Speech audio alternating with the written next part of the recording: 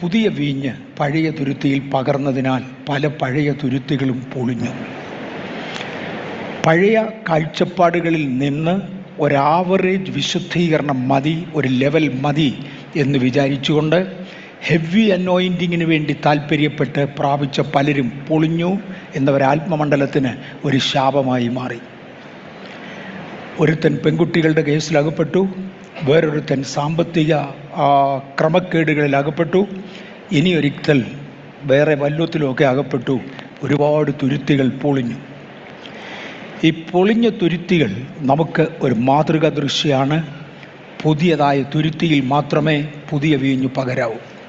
ഇന്ന് പകൽ അടുത്ത പുതിയ വീഞ്ഞിൻ്റെ പകർച്ചയുണ്ട്. ആരും പൊളിയാൻ വേണ്ടി നിൽക്കരുത്. അതുകൊണ്ട് അർഹതപ്പെട്ടവർ മാത്രമേ വരാവൂ. കഴിഞ്ഞ രാത്രിയിൽ എനിക്ക് ഓഡിയോ മെസ്സേജസ് ഇട്ടവരുണ്ട്, വ്യക്തിപരമായി വിളിച്ച് സംസാരിച്ചവരുണ്ട്, രാവിലെ വിളിച്ച് സംസാരിച്ചവരുണ്ട്. എല്ലാറ്റിനായും സ്തോത്രം.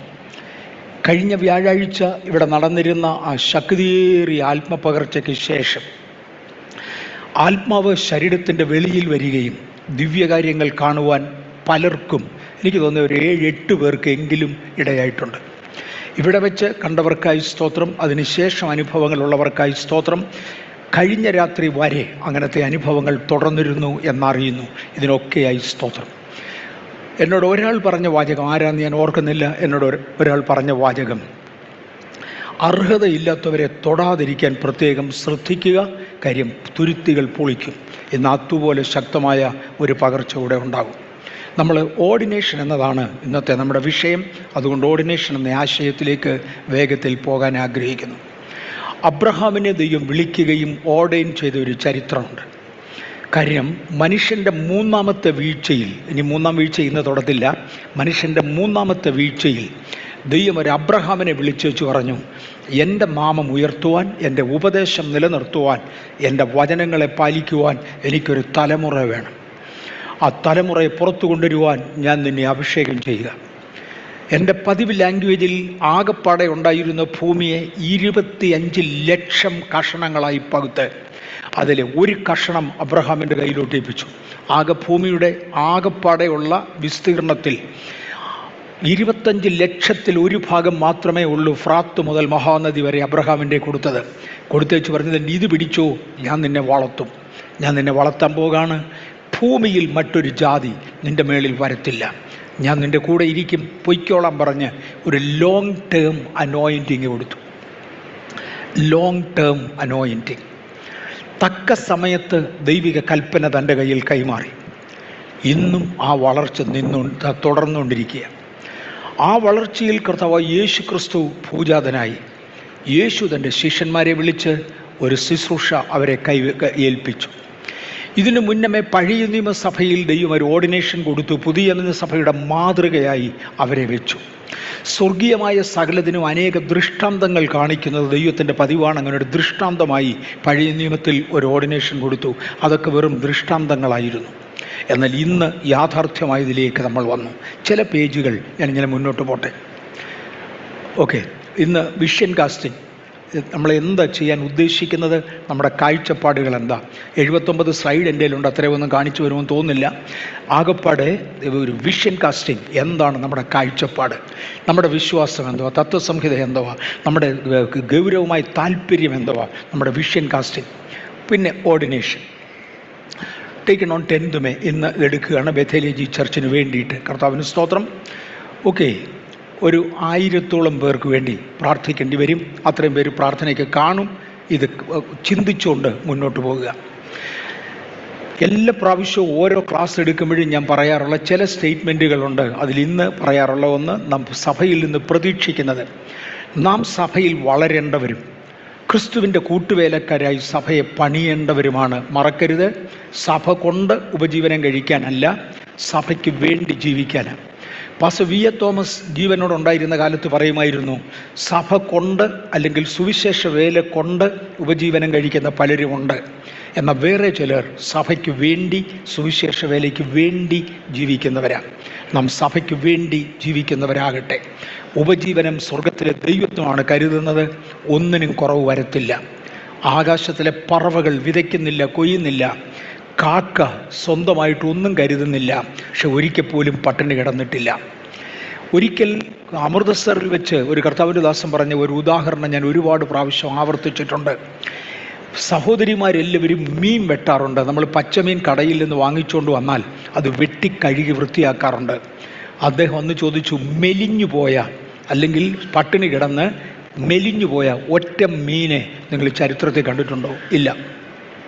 ലക്ഷോപലക്ഷം ആളുകൾ 10,000 ലക്ഷം ആ മീനുകളെ വെട്ടിയിട്ട് അതിൽ ഒരെണ്ണം മെലിഞ്ഞതില്ല.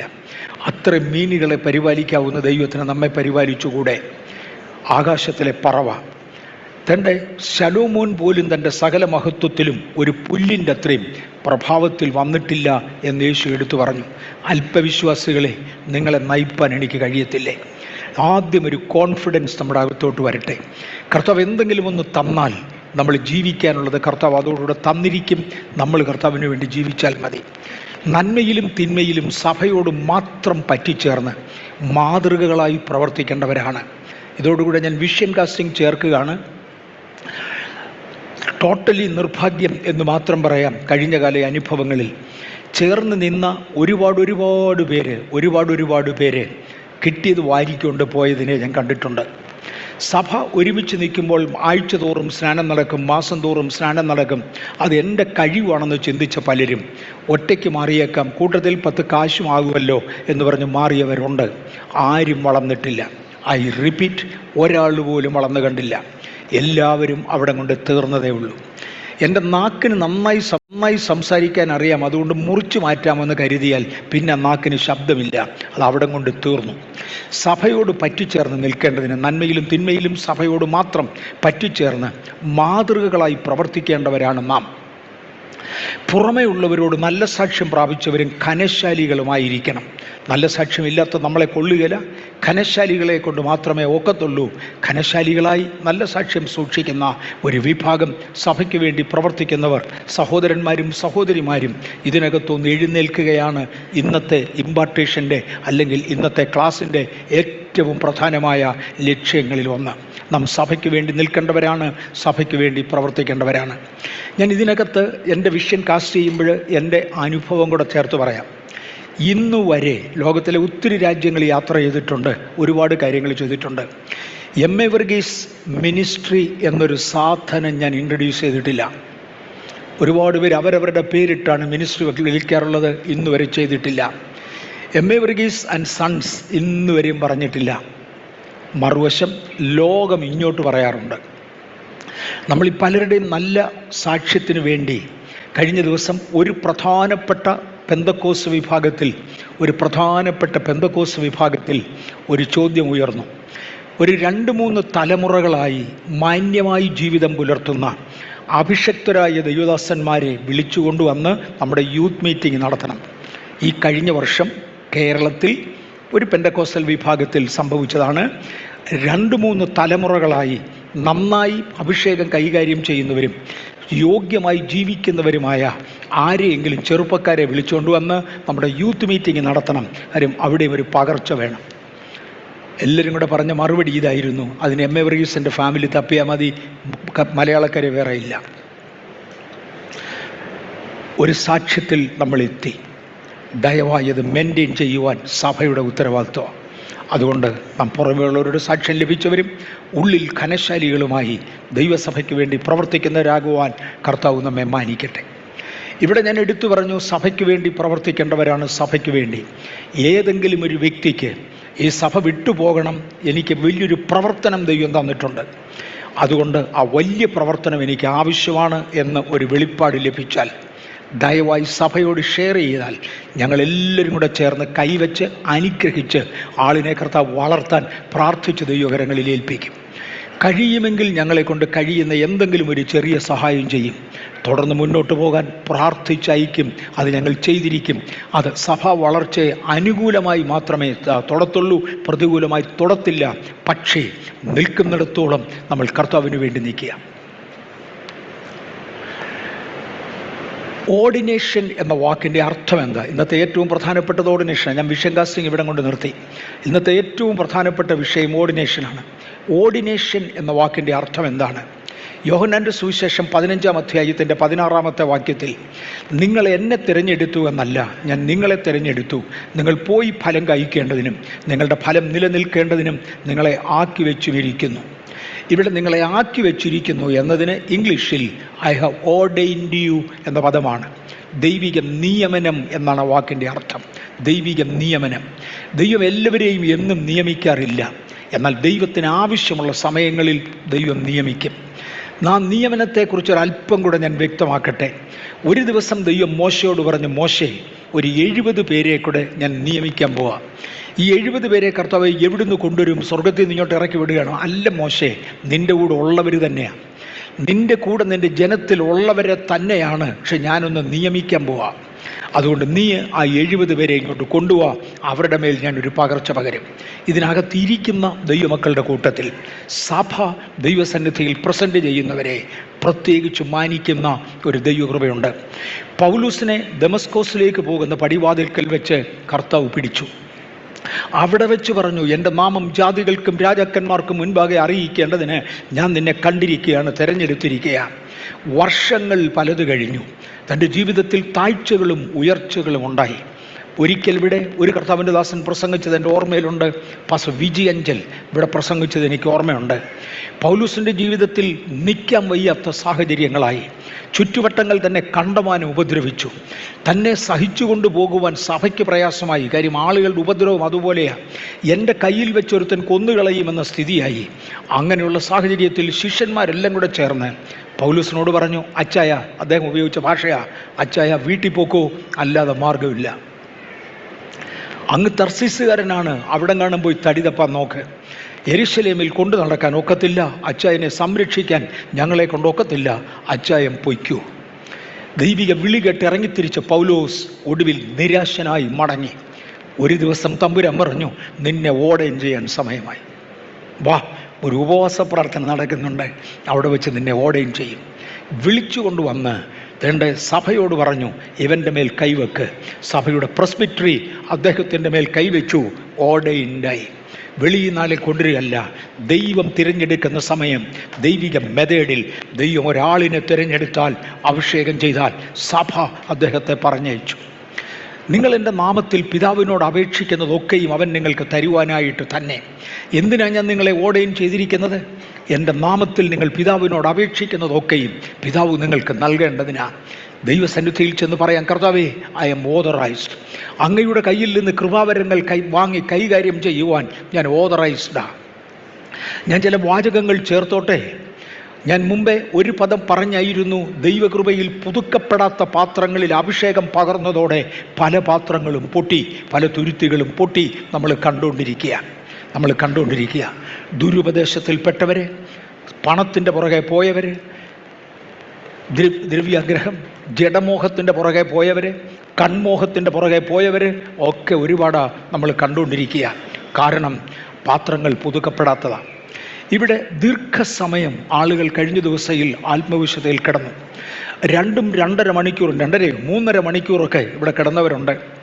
ആത്മാക്കൾ ശരീരത്തിൽ നിന്ന് വെളിയിൽ വരികയും ദൈവം അവരെ കൊണ്ടുപോയി പലതും കാണിക്കുകയും ചെയ്ത കൂട്ടത്തിൽ പ്രധാനപ്പെട്ട ഒരു കാഴ്ച എൻ്റെ അടുക്കൽ തിരിച്ചു വന്ന് പറഞ്ഞത് ഞാൻ പറഞ്ഞായിരുന്നു. അങ്ങനെ കർത്താവ് കാണിക്കുന്നതൊക്കെ തിരിച്ചു വന്ന് പറയണം, മനസ്സിലാക്കാൻ വേണ്ടിയാണ്. കർത്താവ് പറഞ്ഞ 1000 കൃപാവരങ്ങൾ, ഭയങ്കര ഗൗരവത്തിൽ അലങ്കരിച്ച വിലപ്പെട്ട കൃപാവരങ്ങൾ സ്വർഗത്തിൽ ഇരിപ്പുണ്ട്. പക്ഷേ വാങ്ങിക്കത്തക്ക കരങ്ങൾ വരുന്നില്ല, മലിന കരങ്ങളിൽ ഏൽപ്പിക്കാൻ പറ്റത്തില്ല. അതിനാവശ്യമുള്ള കാഴ്ചപ്പാടും ദർശനങ്ങളും വിശുദ്ധീകരണങ്ങളും ഒന്നിച്ചുള്ളവർ വരണം. സഹോദരിമാർ പ്രത്യേകം ശ്രദ്ധിക്കേണ്ടതിനായി ഒരു സഹോദരി പറഞ്ഞത്, സ്വർഗത്തിലെത്തി, ആത്മാവിൽ സ്വർഗത്തിലെത്തി. സിസ്റ്റർ മേരി കോവൂരിനെ അവിടെ കണ്ടു. പിന്നെ ആരായിരുന്നു? മറിയാമ്മ തമ്പിയെ അവിടെ കണ്ടു. ഇവിടെ അധികാരം കൈകാര്യം ചെയ്തവർ, അവർ ഭയങ്കര അടുക്കാൻ വയ്യാത്ത തേജസ്സിൽ നിൽക്കുക. ഈ ഭൂമിയിൽ അധികാരം കൈകാര്യം ചെയ്ത ഈ തലമുറയിൽ നമ്മുടെ കണ്ണിൻ്റെ മുമ്പിൽ കണ്ട 2 അമ്മച്ചിമാരാണ്. ആരും സ്വർഗത്തിൽ പോകുന്ന കാര്യമല്ല ഞാൻ പറഞ്ഞത്, പക്ഷേ തേജസ്സോടെ നിൽക്കുന്ന 2 പേർ. എന്നിട്ട് പറഞ്ഞു, സഹോദരിമാരുടെ ഇടയിൽ വേക്കൻസി ഒത്തിരി കിടക്കുക, വാ, ഈ അനുഭവത്തിൽ കയറി വാ. ഈ തേജസ്സിൽ കയറി വരേണ്ടതിന് ഈ തേജസ്സിലും മനോഹരതയിലും നിൽക്കേണ്ടതിന് സഹോദരിമാരുടെ വേക്കൻസി ഉണ്ട്. ഇന്ന് പകലൊരു ഓർഡിനേഷൻ നടക്കുക. പാത്രങ്ങൾ എത്ര കണ്ട് വിശുദ്ധമാകും, പാത്രങ്ങൾ എത്ര കണ്ട് ശുദ്ധീകരിക്കപ്പെടും. വേറൊരാളിനെ കർത്താവ് ഒരു കാഴ്ച കാണിച്ചത് മലിനമായ ഭവനങ്ങളിലേക്ക്, മലിനമെന്ന് പറഞ്ഞത് വെളിപ്പാടിൽ മലിനമായ ഭവനങ്ങളിലേക്ക് ഈ ഗിഫ്റ്റ് കൊടുത്തയക്കാൻ ഒക്കത്തില്ല. ഇത് തന്നെ ജീവിതത്തിൻ്റെ വിശുദ്ധിയുടെ നിലവാരം കർത്താവ് ആഗ്രഹിക്കുന്നത് പോലെ ഉയരണം. ഇവിടെ പരിശുദ്ധാത്മാവ് എനിക്ക് വ്യാഖ്യാനിച്ചതെന്ന് എങ്ങനെയാ? ഒന്ന്, കാഴ്ചപ്പാടുകൾ, ദൈവികമായൊരു കാഴ്ചപ്പാടുണ്ടാകണം. രണ്ട്, ഇന്നാര് ചെയ്തതുകൊണ്ട് അത്രയും മതി എന്ന കാഴ്ചപ്പാടാണോ തമ്പുരാന് താങ്കളെ കൊള്ളത്തില്ല. മറ്റെവിടത്ത് ഇത്രേ ഉള്ളൂ അതുകൊണ്ട് ഇത്രയും മതി എന്നൊരാൾ വിചാരിച്ചാൽ താങ്കളെ ദൈവത്തിന് കൊള്ളത്തില്ല. ദൈവികമായൊരു കാഴ്ചപ്പാട്, ദൈവികമായൊരു ലക്ഷ്യപ്രാപ്തി വലുതാ. 7 അംഗങ്ങളുണ്ടെങ്കിൽ സഭയുടെ കാര്യമായി. നോ മോനെ, 7000 ചിന്തിച്ച് തുടങ്ങ്. നാളെ അതിനേക്കാൾ വലുതിലേക്ക് കർത്താവ് മാറ്റും. കാഴ്ചപ്പാടും ദർശനങ്ങളും ഉപദേശവും ജീവിതവും ഒരുപോലെ വിശുദ്ധമെങ്കിൽ, ദൈവികമെങ്കിൽ, അങ്ങനെയുള്ളവരുടെ കയ്യിലാണ് ദൈവത്തിന് കൃപാവരങ്ങൾ തരാനുള്ളത്. അവരോട് കർത്താവ് പറയും, നിങ്ങൾ പിതാവിനോട് ചോദിക്കുന്നത് തരേണ്ടതിന് ഞാൻ നിങ്ങളെ നിയമിച്ചിരിക്കുകയാണ്. അടുത്തത്, യേശു അവരോട് ഒരു മറുവശം പറയായിരുന്നു. യേശു അവരോട്, നിങ്ങളെ 12 പേരെ ഞാൻ തിരഞ്ഞെടുത്തില്ലയോ, എങ്കിലും നിങ്ങളിൽ ഒരുത്തനൊരു പിശാചാകുന്നു. 12 എണ്ണത്തെ തിരഞ്ഞെടുത്ത് കുറച്ചു നാൾ കൊണ്ട് നടന്നേച്ച് യേശു പറഞ്ഞ പദമാണ്, നിങ്ങളിൽ ഒരുത്തനൊരു പിശാച. നമ്മുടെ ഇടയിലും പിശാചുക്കൾ വന്നിട്ടുണ്ട്. ചിതറിപ്പോയ പലരുമുണ്ട്. രണ്ട് അപ്പോസ്തലന്മാർ ഒരളവിലൊക്കെ ഒരുമിച്ച് നിൽക്കുമ്പോൾ ഒരുത്തൻ ചിതറിപ്പോയി, അവൻ മരത്തെ കയറി കെട്ടിയാലാൻ.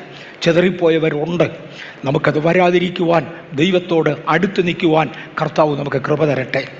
അനുസരണമില്ലായ്മയും ദ്രവ്യാഗ്രഹവും അധികാരമോഹവും വിളിയാലുള്ള ആശ ഇന്നത് എന്ന് തിരിച്ചറിയാഞ്ഞതിനാലും അനേകർ തെറ്റിപ്പോയപ്പോൾ ഇന്ന് പകൽ വിളിയാലുള്ള ആശ ദൈവസഭയ്ക്ക് വേണ്ടി നിൽപ്പാനാണ് എന്നറിഞ്ഞുകൊണ്ട് നമുക്ക് ദൈവസന്നിധിയിൽ ഒന്ന് ഏൽപ്പിച്ചു കൊടുക്കാം. അബ്രഹാം മുതൽ ചിലരെ ഞാൻ നിങ്ങളുടെ മുമ്പിലേക്ക് വെക്കുവാൻ കർത്താവിൻ്റെ കൃപയിൽ ശരണപ്പെടുന്നു. അബ്രഹാം മുതൽ മോശ വരെ ഒരൊറ്റ വിളിയായിരുന്നു. ഒരു കണക്കിൽ അബ്രഹാമിനെ വിളിച്ചു ഒരു ജനറേഷൻ തലമുറ ഉണ്ടാക്കാൻ പറഞ്ഞു. അദ്ദേഹം മുതൽ മോശയുടെ കാലഘട്ടം വരെ പടിപടിയായ ഗ്രാജ്വലായ ഇമ്പ്രൂവ്മെൻ്റ് ആയിരുന്നു. അബ്രഹാമിനെ വിളിക്കുമ്പോൾ അദ്ദേഹം ജാതീയ പാരമ്പര്യത്തിൽപ്പെട്ടവനാണ്, അവിടുന്നാണ് വിളിച്ചത്. മോശയുടെ കാലം എത്തുമ്പോഴേക്കും ടോട്ടലി പ്യൂരിഫൈഡ് ആണ്, പൂർണ്ണമായി ദൈവിക അധികാരത്തിൽ നിൽക്കുന്നവനാണ്. സകലതിലും അദ്ദേഹം ദൈവതുല്യനായി ദൈവത്തിൻ്റെ വ്യവസ്ഥയിൽ മാറിക്കഴിഞ്ഞവനാണ്.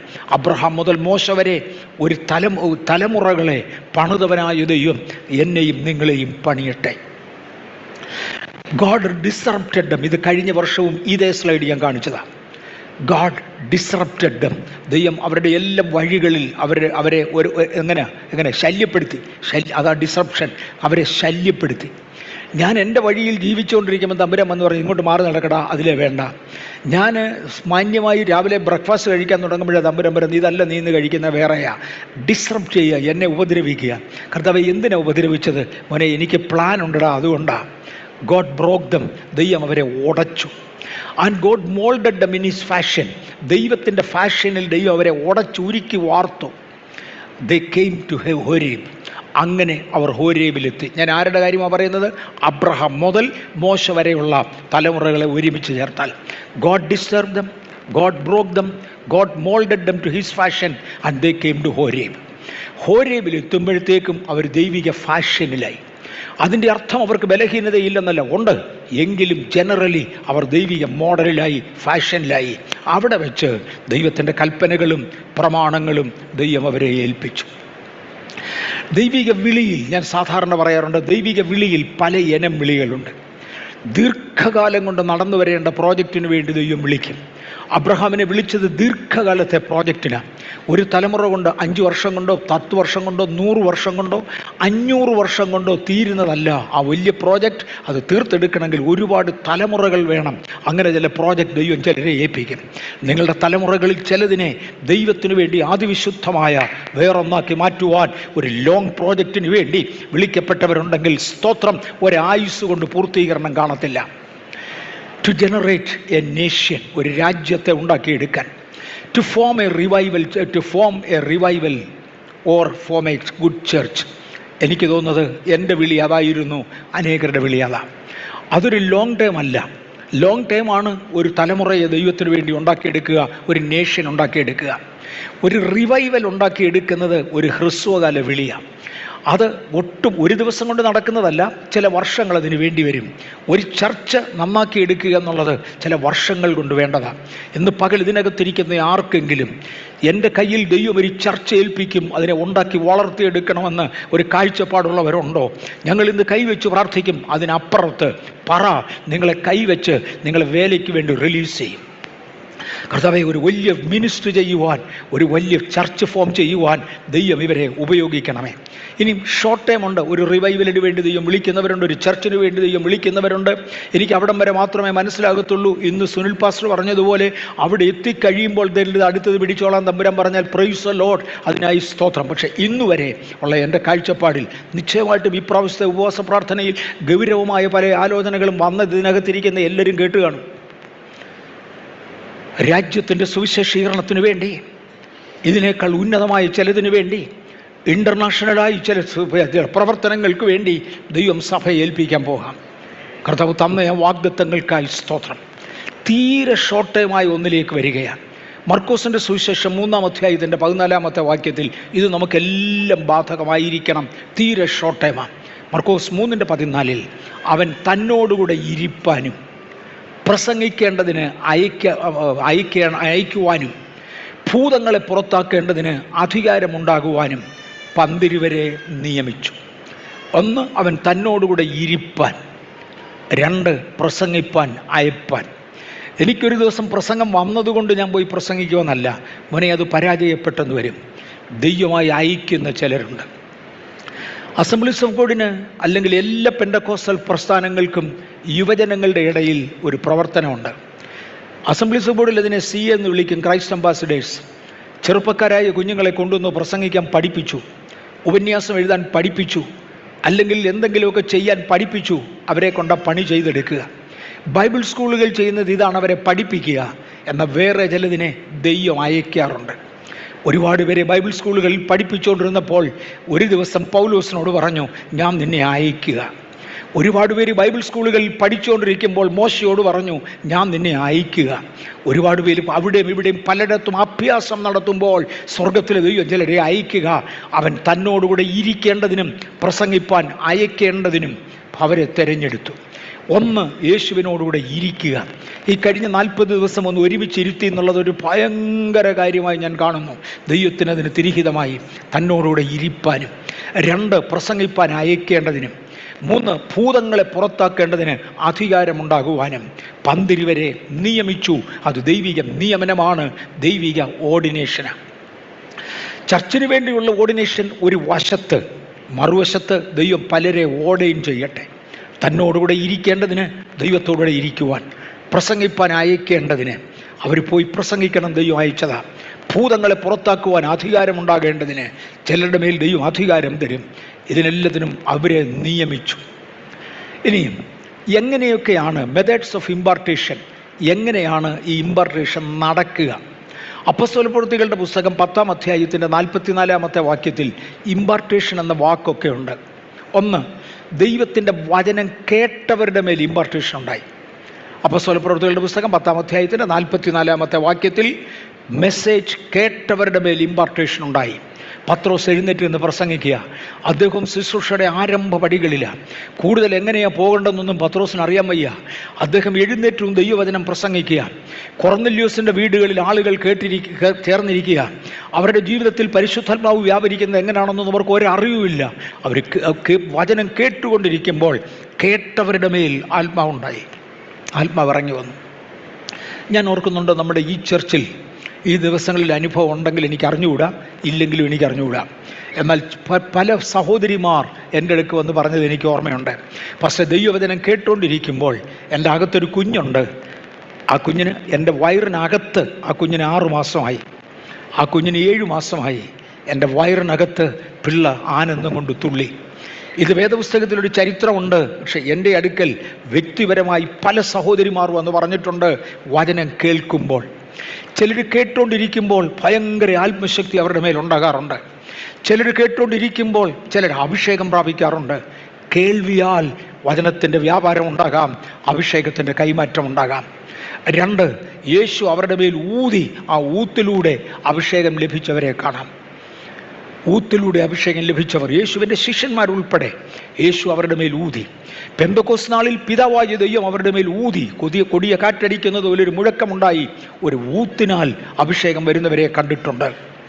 ബൈ എ മാൻഡിൽ, 1 രാജാക്കന്മാരുടെ പുസ്തകം 19:19 തേണ്ടേ ഏലിശ പ്രവാചകൻ, ഏലിയ പ്രവാചകൻ ഏലിശയെ തപ്പിപ്പോകുകയാണ്. ഏലിശ 12 കാളയെ പൂട്ടുകയാണ്. അതിൽ ഒടുക്കത്തെ പേരിനോടുകൂടെ അദ്ദേഹം ഉണ്ടായിരുന്നു. ഏലിയാവ് അടുത്തു ചെന്നു, തൻ്റെ മേലുള്ള പുതപ്പൂരി ഏലിശയുടെ മേലിട്ടു. ആ മാൻഡിൽ, ആ പുതപ്പ് തൻ്റെ മേൽ വന്നു. 2ാമത്തെ ഇൻസിഡൻറ്റിൽ സ്വർഗത്തിലേക്ക് തന്നെ എടുക്കപ്പെടുമ്പോൾ തൻ്റെ മേലുള്ള അങ്കി, പുതപ്പ് താവോട്ടിട്ടു. ആ പുതപ്പ് ഏലിശയുടെ മേൽ വന്നു. അതോടുകൂടി ഒരു അഭിഷേകം വ്യാപരിക്കപ്പെട്ടു. ഇന്ന് പകൽക്കാലം ചിലതിൻ്റെ മേൽ ചില മാൻഡിലുകൾ ദൈവമിടട്ടെ, ചില മാൻഡിലുകൾ ദൈവമിടട്ടെ. ഞാൻ ഇതിനെക്കുറിച്ചൊക്കെ വിശദീകരണം പറഞ്ഞാൽ പൊതുലോകത്തിന് ചിരിയാ, കളിയാ കാര്യം. അവർക്ക് ഇതിനെക്കുറിച്ച് യാതൊന്നും പിടികിട്ടത്തില്ല. കുരങ്ങിൻ്റെ മുരിങ്ങയ്ക്ക കിട്ടിയിട്ട് അതിനെ എന്നാ കാണിക്കാനാ? നായടയിലെ പുതിയ തേങ്ങ കൊണ്ടതിനെ എന്തോ ചെയ്യാനാ? അങ്ങോട്ടും ഇങ്ങോട്ടും അഭിഷേകം കൈമാറുന്നതിനെ കുറിച്ച് 1-ാം നൂറ്റാണ്ടിൽ ആരംഭകാലങ്ങളിൽ എഴുതിയ ചില എഴുത്തുകൾ ഞാൻ വായിച്ചിട്ടുണ്ട്. ഞാൻ ചിലത് തൊടാം.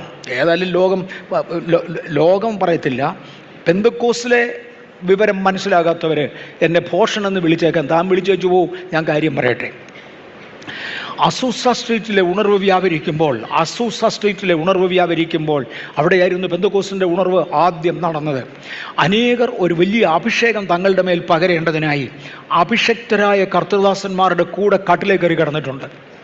അഭിഷക്തന്മാരായ കർത്തൃദാസന്മാരോട് കൂടെ കിടന്ന് അവരുടെ പുതപ്പെടുത്ത് പുതച്ചിട്ടുണ്ട്. കാതറിൻ ഗുൽമൻ്റെ കാലമായതോടുകൂടി ഒരു സ്ത്രീയാണ് അവരുടെ കൂടെ കയറി കിടക്കുന്നത്. ആളുകൾ അനുവദിക്കത്തില്ല. അതിന് കാതറിൻ ഗുൽമൻ മാറുന്ന പരുവത്തിന് അവരുടെ കട്ടിലേക്ക് കയറി കിടന്ന പുതപ്പെടുത്ത് പുതച്ചവരെ ഞാൻ കേട്ടിട്ടുണ്ട്. അവരുടെ എല്ലാം മേലൊരു പകർച്ച ഉണ്ടായി. അത് വിശ്വാസത്താൽ ചെയ്യുന്നതാണ്. അങ്ങോട്ടും ഇങ്ങോട്ടും ഉപയോഗിച്ച വസ്തുക്കൾ. അനേക ദൈവദാസന്മാരെ കുറിച്ച് കേട്ടിട്ടുണ്ട്. അവർ ഭക്ഷണം കഴിക്കുന്ന കൂട്ടത്തിൽ, സായിപ്പിൻ്റെ കാര്യമായി പറയുന്നത്, ഇന്ത്യക്കാരുടെ കാര്യമല്ല, അവർ ഭക്ഷണം കഴിക്കുന്ന കൂട്ടത്തിൽ അവരുടെ പ്ലേറ്റിനകത്തൊന്ന് കൈയിട്ട് വാരി കഴിച്ചവരെ. കാര്യം ഒരു അഭിഷേകത്തിൻ്റെ ഇമ്പാർട്ടേഷന് വേണ്ടി കെട്ടിപ്പിടിക്കുമ്പോൾ അഭിഷേകം പ്രാപിക്കുന്നത് ഒരുപാട് കേട്ടിട്ടുണ്ട്, കണ്ടിട്ടുണ്ട്. ഉടുപ്പെടുത്തുകൊണ്ട് പോകുന്നതിനെ ഞാൻ കണ്ടിട്ടുണ്ട്. ഇന്ന് രാവിലെ ഞാൻ ഒരാളിനോട് പറഞ്ഞു, എനിക്കൊരു മൈക്രോഫോൺ ഉണ്ടായിരുന്നു, നല്ല വിലയുള്ള ഒരു മൈക്രോഫോണാണ്. അത്രയൊന്നും കാശ് മുടക്കാൻ ഇല്ലാത്ത ഒരാൾ എൻ്റെ അടുക്ക വന്ന് ചോദിച്ചു, ഞങ്ങളിൻ്റെ മൈക്രോഫോൺ എനിക്ക് വേണം. ഞാൻ പറഞ്ഞു, എടാ മോനെ, ഇതിന് നല്ല വിലയുള്ളതാണ്. അവൻ പറഞ്ഞു, ഇതിൻ്റെ പകുതി വിലയ്ക്ക് ഇന്ത്യ മൈക്രോഫോൺ കിട്ടും, ഇത് വെളിയിൽ നിന്ന് കൊണ്ടുവന്നതാണ്. ഇതൊന്നും കാര്യമല്ല അങ്കിളെ, ഈ മൈക്രോഫോൺ എനിക്ക് വേണം. അങ്കിളിൻ്റെ വായി വെച്ചതാണ്, തലയിൽ വെച്ചതാണ്. ആ ഒറ്റ കാരണത്താൽ എനിക്ക് മൈക്രോഫോൺ വേണം. ഒത്തിരി വിശദീകരണത്തിന് പോകുന്നില്ല. എൻ്റെ കർച്ചീഫ് വാങ്ങിച്ചുകൊണ്ട് പോകുന്ന പലരുണ്ട്. അനേകർ അങ്ങോട്ടും ഇങ്ങോട്ടും ഉപയോഗിക്കുന്ന വസ്തുക്കൾ കൊണ്ടുപോകുന്നതും കൊടുത്തയക്കുന്നതും ഞാൻ കണ്ടിട്ടുണ്ട്. ബഥേലിൽ ഒരു വ്യാപാരം വ്യാപരിച്ചെങ്കിൽ ഇതുപോലുള്ള അനേക ക്രിയകൾ ബഥേലിലുണ്ടായിരുന്ന ചെറുപ്പക്കാർ ചെയ്തിരുന്ന ഒരു കാലമുണ്ടെന്ന് മറക്കണ്ട. അവിടുന്നാണ് ആയിരക്കണക്കിന്, ആയിരങ്ങളിൽ ശുശ്രൂഷകന്മാർ പുറത്തോട്ട് ഇറങ്ങിയത്. ഒരഭിഷേകത്തിന് വേണ്ടി എന്ത് വിലയും കൊടുക്കുന്നുണ്ട്. അതിൽ വേദപുസ്തകത്തിനകത്ത് രേഖപ്പെടുത്തിയിരിക്കുന്ന ഒന്നാണ് പുതപ്പിലൂടെ വ്യാപരിച്ച അഭിഷേകം. എന്നാൽ ഏറ്റവും അധികമായി കാണുന്നത് കൈവെപ്പിനല്ല. ഇന്ന് അതുമാത്രമേ പ്രാക്ടീസ് ചെയ്യാൻ ഞാൻ ആഗ്രഹിക്കുന്നുള്ളൂ. Laying of the hands. അഭിഷേകത്തിനും കൃപാവരങ്ങൾക്കുമായി കൈവെക്കുന്നത് ഒരു പ്രധാന സമ്പ്രദായമാണ്. അപ്പോസ്തല പ്രവൃത്തികളുടെ പുസ്തകം 8-ാം അധ്യായത്തിൻ്റെ 17-18 വാക്യങ്ങളിൽ അവരുടെ മേൽ കൈവച്ചപ്പോൾ അവർക്ക് പരിശുദ്ധാത്മാവ് ലഭിച്ചു. അപ്പോസ്തലന്മാർ ആളുകളുടെ മേൽ കൈവച്ചപ്പോൾ അവർക്ക് പരിശുദ്ധാത്മാവ് ലഭിച്ചു. ഞാൻ അബ്രഹാമിൽ മടങ്ങി വരട്ടെ. അബ്രഹാമിനെ ദൈവം വിളിച്ചു. മോശയിൽ ഞാൻ വരട്ടെ. അബ്രഹാമിനെ ദൈവം വിളിച്ചു, അദ്ദേഹത്തെ ഒന്നിനു വേണ്ടി വേർതിരിച്ചു. അവിടുന്ന് മോശയുടെ കാലം വരെ എത്തി. അബ്രഹാം മുതൽ മോശ വരെ ഉള്ളവരെ ദൈവം അവരുടെ വഴിയിൽ ഡിസ്റപ്റ്റ് ചെയ്തു. അവരുടെ വഴികളെ ദൈവം ഉടച്ചു, വഴി തിരിച്ചു. അവരെ തന്നെ ഉടച്ചു, ദൈവത്തിൻ്റെ മൂശയിലിട്ട് വാർത്തു. ദൈവിക ഫാഷനിൽ അവരെ പുറത്തെടുത്തു. അവരെ ദൈവം ഉപയോഗിച്ചു. അങ്ങനെ അവസാനം മോശയുടെ കാലത്തായി. മോശയോട് ദൈവം പറഞ്ഞു, ഒരത്ഭുതവുമായി നീ ആരംഭിച്ചോണം, വലിയൊരടയാളവുമായി നീ ആരംഭിക്കണം. ഞാൻ നിൻ്റെ മുമ്പിലോട്ട് ഇറങ്ങി വരുന്നത് കത്തുന്ന അഗ്നിയുടെ നടുവിലാണ്. നിനക്ക് ചിലത് ചെയ്യാനുണ്ട്. ഈ ജനത്തെ ഒന്ന് നടത്തിക്കൊണ്ട് പോകുവാൻ, ചെങ്കടലിനെ പിരിക്കുവാൻ ഞാൻ നിന്നെ ഒന്ന് ഉപയോഗിക്കുക. എൻ്റെ ജനം എൻ്റെ സാന്നിധ്യത്തിലൂടെ നടക്കട്ടെ. ഒരു കൂട്ടം ജനം മോശയോട് ചേരേണ്ടതിന് ദൈവം ഇവിടെ വഴിയൊരുക്കി. മറക്കണ്ട, 1 കൊരിന്ത്യരുടെ പുസ്തകം 10-ാമത്തെ അധ്യായത്തിൽ 1 മുതലുള്ള വാക്യങ്ങളിൽ ആരെങ്കിലും ഒന്ന് വായിച്ചാൽ തെറ്റില്ല. ഈ സാഹചര്യത്തിൽ അനോയിൻറ്റിങ്ങിനെ കുറിച്ചല്ല, എങ്കിലും മനസ്സിലാക്കാൻ വേണ്ടി 1 കൊരിന്ത്യർ 10-ാം അധ്യായത്തിൻ്റെ 1-2 വാക്യങ്ങൾ. സഹോദരന്മാരെ, നമ്മുടെ പിതാക്കന്മാർ എല്ലാവരും മേഘത്തിൻ കീഴിൽ ആയിരുന്നു. എല്ലാവരും സമുദ്രത്തൂടെ കടന്നു. എല്ലാവരും മേഘത്തിലും സമുദ്രത്തിലും സ്നാനമേറ്റു. മോശയോട് ചേർന്നു എല്ലാവരും. ഓക്കെ, നിൽക്കട്ടെ. ഈ മോശയോട് ചേരുന്ന ഒരു ജനത്തെ കൊണ്ടുപോകാനാണ് മോശയെക്കുറിച്ച് ആഗ്രഹിച്ചത്. യേശുവിനോട് ചേരുന്ന ഒരു ജനത്തെ മാത്രമേ കർത്താവ് കൊണ്ടുപോകത്തുള്ളൂ. പഴയ നിയമത്തിൽ ഒരു വേദഭാഗം ഇങ്ങോട്ട് എടുത്തുകൊണ്ട് പൗലോസ് വിശദീകരിക്കുകയാണ്, നമ്മുടെ പിതാക്കന്മാരെല്ലാവരും മോശയോട് ചേർന്നു. മോശയോട് ചേരാത്ത ആരെയും കനാനി കൊണ്ടുപോയിട്ടില്ല. മോശയോട് എങ്ങനെയാണ് ചേർന്നത്? അവർ മേഘത്തിലും സമുദ്രത്തിലും സ്നാനമേറ്റ് മോശയോട് ചേർന്നു. ഞാൻ ഈ ഭാഗം ഇന്നലെ ഞാൻ സ്നാന ക്ലാസ് എടുക്കുന്ന സമയത്ത് ഒന്ന് തൊട്ടത് എനിക്ക് ഓർമ്മയുണ്ട്. മോശയോട് ഒരു ദിവസം ദൈവം പറഞ്ഞു, നീ മിസ്രയീമിൽ പോയി എൻ്റെ ജനത്തെ ഇറക്കിക്കൊണ്ടുവരാൻ പറഞ്ഞു. മോശ മിസ്രയീമിൽ വന്നു, എബ്രായരോടുകൂടെ താമസിച്ചു. ഗോശൻ ദേശത്ത് അവർ താമസിച്ചത്, ഗോശനിൽ താമസിച്ചു. അവരോടുകൂടെ തിന്നു, അവരോടുകൂടെ കുടിച്ചു, അവരോട് സംസാരിച്ചു. അവരുടെ ഇടയിൽ നിന്ന് നേതാക്കന്മാരെ തിരഞ്ഞെടുത്തു. ആ നേതാക്കന്മാരുമായി ഫറവോൻ്റെ മുൻപിലെത്തി അത്ഭുതങ്ങൾ ചെയ്തു കാണിച്ചു. അവരോട് പറഞ്ഞു, നിങ്ങൾ ചോരത്തെളിയും പെസഹയും ആചരിക്കണം. അങ്ങനെ അവരുടെ കൂടെ മോശയും ചേർന്ന് ചോരത്തെളി ആചരിച്ചു, പെസഹ ആചരിച്ചു. അവർ ഒരുമിച്ച് മിസ്രയീമിൽ നിന്ന് ഇറങ്ങി. ചെങ്കടൽ കടന്നു കഴിഞ്ഞപ്പോൾ പരിശുദ്ധാത്മാവ് പറഞ്ഞു, അവർ മോശയോട് ചേർന്നു. ഇതുവരെ പിന്നെ ആരുടെ കൂടെ ആയിരുന്നു? ഇതുവരെ നടന്നത് മോശയുടെ കൂടെ ആണെങ്കിലും ഈ മോശയോടുകൂടെ ചേർന്നതായി ദൈവം അംഗീകരിച്ചിട്ടില്ല. സ്നാനം കൊണ്ടാണ് ഒരു വ്യക്തി യേശുവിനോട് ചേരുന്നത്. അതിനു മുമ്പേ പ്രാർത്ഥിക്കുന്നത് കേൾക്കത്തില്ല, കേൾക്കും. അങ്ങനെ പല കാര്യങ്ങളും കേൾക്കും. അതിനു മുമ്പേ ചോദിക്കുന്നത് കിട്ടത്തില്ല, കിട്ടും. അതിനു മുമ്പേ രോഗശാന്തി നടക്കത്തില്ല, നടക്കും. പിന്നെ എന്തുവായത്? ആ ചേർന്നതായി ദൈവം അംഗീകരിക്കണമെങ്കിൽ അവർ മേഘത്തിലും സമുദ്രത്തിലും സ്നാനമേൽക്കണം. ഇന്ന് പകൽ യേശുവിനോട് ചേർന്നവർക്കായി സ്തോത്രം. മേഘത്തിലും സമുദ്രത്തിലും സ്നാനമേറ്റ് കഴിഞ്ഞാൽ ഒരു പ്രത്യേകത, നിങ്ങൾ വിട്ടുപോകുന്ന മിസ്രയീമിലേക്ക് തിരിച്ചു കയറാൻ പറ്റത്തില്ല, ഇനി മുന്നോട്ടേ ഉള്ളൂ. ഞാൻ സ്നാനപ്പെട്ടേച്ച് വന്ന് എനിക്ക് ആഹാരം തരാതെ ആകപ്പാടെ എന്നെ വീട്ടിൽ നിന്ന് ഇറക്കി വിട്ടപ്പോൾ എൻ്റെ അപ്പൻ എന്നോട് പറഞ്ഞ വാചകം എനിക്ക് ഓർമ്മയുണ്ട്. മോനെ, നന്നായി വിശക്കുമ്പോൾ കുറേ വെള്ളം കോരി നന്നായി കുളിച്ച് തോർത്തിയേച്ച് വാടാ, പിന്നെ നമ്മൾ ഒന്നിച്ച് പഴയ മർത്തമ്മ പള്ളിയിൽ പോവും. ഞാൻ പറഞ്ഞ മറുപടിയും എനിക്ക് ഓർമ്മയുണ്ട്. 12-ാം വയസ്സിൽ ദൈവം ആ കൃപ തന്നതുകൊണ്ട് സ്തോത്രം. ഞാൻ പറഞ്ഞ അപ്പച്ചാ, ഒരിക്കൽ ചെങ്കടൽ കടന്നവൻ പുറകോട്ട് കയറിയ പരിപാടിയില്ല. ഒരിക്കൽ ചെങ്കടൽ കടന്നവൻ മോശയോട് ചേർന്നതാണ്. ഇന്ന് പകൽക്കാലം മോശയോട് ചേർന്നവർക്കായി ഒരഭിഷേകമുണ്ട്. അവർക്കായി ഞാൻ ദൈവത്തെ സ്തുതിക്കുന്നു. സകലത്തിലും ദൈവത്തോട് പറ്റി നിൽക്കാൻ, സകലത്തിലും ദൈവത്തോട് പറ്റി നിൽക്കാൻ ഒരഭിഷേകമുള്ളവർക്കായി സ്തോത്രം. അവരാണ് ചെങ്കടൽ കടന്നത്. ഓക്കെ, മോശയുടെ കൈകൊണ്ട്, ഞാൻ പറഞ്ഞ അബ്രഹാം മുതൽ മോശ വരെ ജനറേഷൻസിനെ ഉപയോഗിച്ചുകൊണ്ട് ഒരു ഭയങ്കര ചേഞ്ചിലേക്ക് ദൈവം കൊണ്ടുവന്നു. അവിടെ വെച്ച് ദൈവം ചെങ്കടൽ പിളർന്ന് ഈ ജനത്തെ തള്ളി മോശയുടെ കൂടെ പുറത്താക്കി. അവർ പോവുകയാണ്. Disciples of Jesus Christ. ഇനി ഞാൻ മോശയുടെ ചരിത്രം ഇഞ്ഞ് വിട്ടേച്ച് യേശുവിൻ്റെ അടുക്കിലേക്ക് വരട്ടെ. യേശുവിൻ്റെ ചരിത്രത്തിലേക്ക് വന്നാൽ തൻ്റെ പ്രധാന അപ്പോസ്തലന്മാരിൽ ഒരുവനായിരുന്ന പത്രോസ് മീൻപിടുത്തക്കാരൻ. മത്തായി ചൂങ്കം പിരിക്കുന്നവനായിരുന്നു. പൗലോസ് സഭാപ്രവർത്തനത്തിലായിരുന്നു. 3 വ്യത്യസ്ത കാറ്റഗറിയിലുണ്ടായിരുന്ന ആളുകളെ ഡിസ്റ്റർബ് ചെയ്തു, അവിടുന്ന് പിടിച്ചു, തൻ്റെ വഴിയിൽ കൊണ്ടുവന്നു, ഉടച്ചു, തൻ്റെ ഫാഷനിൽ വാർത്തു, പറഞ്ഞു, വാ, നിങ്ങളെ ഒരുമിച്ച് കൊണ്ടുപോകാം.